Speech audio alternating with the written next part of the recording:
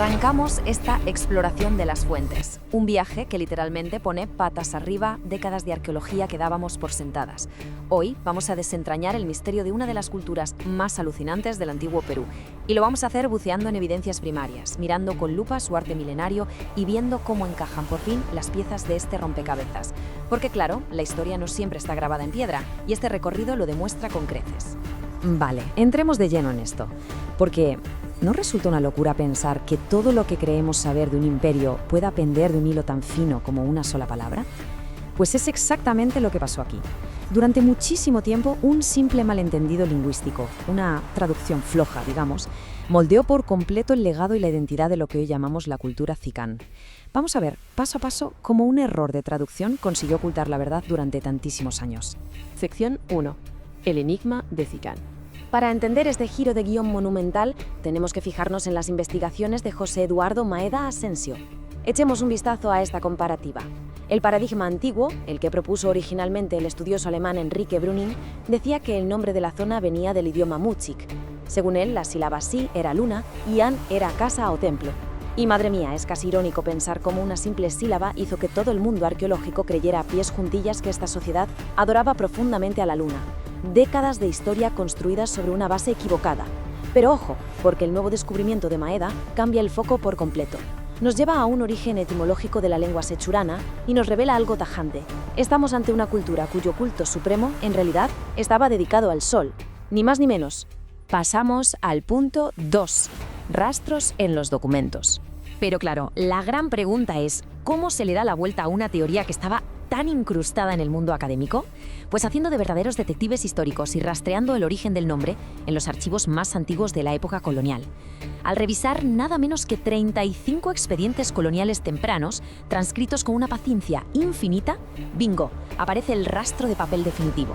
Toda la atención se centra en un líder nativo, un personaje llamado el Principal Sicani. Los documentos nos cuentan que por la década de 1520, este Sicani migra con sus súbditos hacia la zona serrana de Huambos.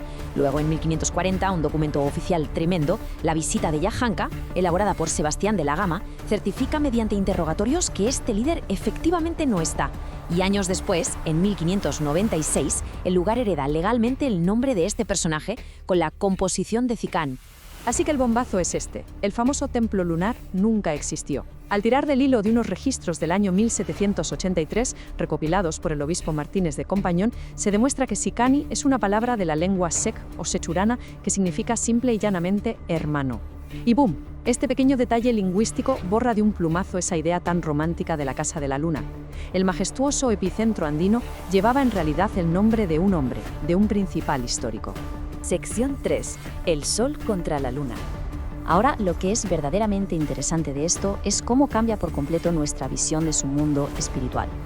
Si miramos el famoso mural polícromo de Huaca Las Ventanas, vemos la corrección que hace Maeda a las suposiciones de investigadores previos, como Izumi Shimada. Y es que, si analizamos el mural sin prejuicios, salta a la vista. El sol es, de calle, la figura protagonista, vistosa y llena de poder. ¿Y la luna? Pues la luna está ahí pintada de fondo, casi escondida en un rincón. Un papel totalmente secundario que resulta casi imperceptible frente a la brutal majestuosidad del sol. Y esta victoria incontestable del sol tiene una explicación mitológica que nace de un desastre climático de los que hacen época. Imaginemos la escena: un meganiño extremo, un fenómeno destructor que trajo añazos de lluvias torrenciales y una oscuridad absoluta durante 28 años, entre el 562 y el 590 después de Cristo. Casi 3 décadas de penumbra. Tras todo ese caos, el mito relata que el todopoderoso dios Águila bajó a socorrer al astro rey, dándole una bebida fortificante. Una intervención heroica que le devolvió la vitalidad de golpe. Así, el sol volvió a mandar, restaurando la luz y mandando a la luna y a las demás deidades nocturnas definitivamente al banquillo. Llegamos a la sección 4. Rostros de la élite. Vale, sabiendo ya que el sol era el rey indiscutible de su panteón y el motor de su cosmos, es el momento perfecto para fijarnos en el nivelazo de su metalurgia. Observemos bien los ojos de esta pieza, la famosísima máscara ciega. Este detalle lo cambia todo. Ojos cerrados, rasgados apuntando hacia abajo y sin pupilas a la vista. ¿Qué nos dice esto con firmeza? Pues nos grita que estamos ante la representación de líderes fallecidos, no de un dios viviente. Porque la lógica es aplastante.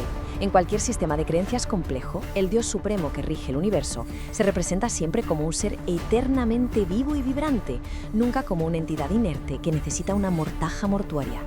Y esto ilustra de manera brillante la profunda conexión que tenía la élite andina con el universo. Al poner estas formidables máscaras funerarias frente a frente, nos damos cuenta de que no nos están enseñando la cara literal de un mítico dios Sican. Lo que estamos viendo es la apoteósica humanización del propio Sol. O sea, eran ajuares súper elaborados que los jerarcas momificados llevaban en sus ritos fúnebres. Un diseño maestro creado para entrelazar el estatus terrenal que tuvo el gobernante con la energía infinita de su deidad solar, justo en su tránsito hacia el más allá. Del mismo modo, y tirando de este hilo, resulta imperativo reinterpretar otras joyas de la metalurgia prehispánica. Hablemos de este famosísimo tumi de oro. Durante décadas se ha asociado en piloto automático a la figura del legendario fundador Ñaimlab. Pero alto ahí, porque al repasar las fuentes con rigor, comprobamos que esta figura majestuosa encarna en realidad a Yampayek, que era el venerado ídolo material que el mismísimo Ñaimlab adoraba. Se trata de otra magnífica cristalización en el arte de un líder deificado, siempre, invariablemente, conectado con ese deslumbrante simbolismo del sol y de las aves que definía la ideología de toda esta asombrosa civilización. Y por último, la sección 5, el primer estado andino. Después de juntar meticulosamente todas estas sólidas piezas, la corrección del idioma, el giro absoluto en su cosmología y la nueva visión de su legado artístico, toca dejar las cosas clarísimas. Y esto es de una trascendencia vital. La cultura Cicán no fue un simple asentamiento, ni un frágil cacicazgo regional que apareció tímidamente tras la caída de los Moche. ¿Qué va? Su escala fue inmensamente mayor. Apoyándose en la rotunda magnitud de todas estas pruebas, el investigador José Maeda Ascencio se erige como el primero en postular formalmente que la cultura Cicán es, de hecho, el auténtico primer estado político y religioso prehispánico de los Andes centrales, el primero. Una afirmación portentosa que redefine por completo la arquitectura social de la historia antigua en América. Para cerrar este análisis, nos queda flotando en el aire una reflexión que pone los pelos de punta.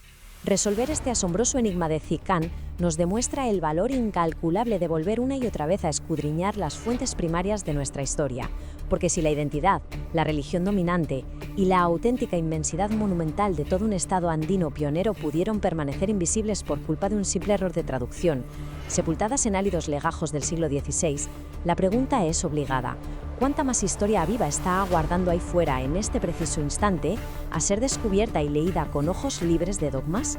Ha sido un verdadero privilegio compartir esta fascinante revelación.